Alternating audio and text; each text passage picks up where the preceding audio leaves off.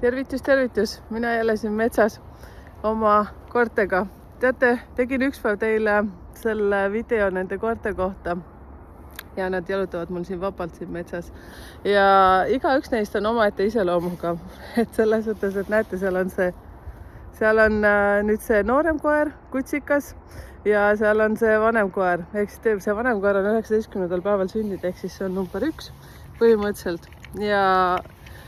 Ja nagu ma vist ennegi teile öelnud, et number 1 on selline läbi seinte mineja, aga kui te rohkem tahate nendest teada, et kes on millise iseloomuga, millised on ta plussid ja miinused, siis ma teen selliseid umbes 10–15 minutit kestvaid videoid ja teen iga numbri kohta.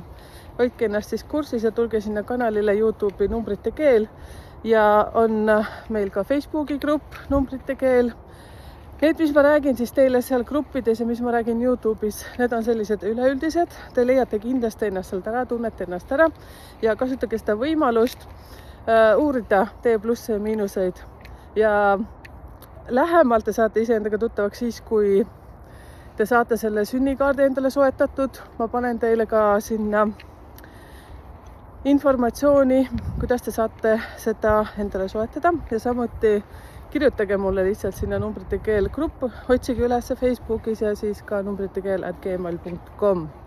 Ja see sünnikaart sisaldab siis väga palju huvitavat informatsiooni just konkreetselt sinu kohta, sellepärast et sinu sünnipäeva numbrid ütlevad ainult sinust. See, mis ma YouTube'is räägin, siis see on üleüldine jutt, aga sealt saab ka väga palju olulist informatsiooni, ilma et sa peaksid pennigi sinna panema.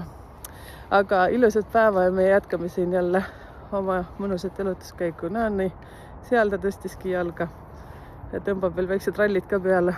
No nii, tšau.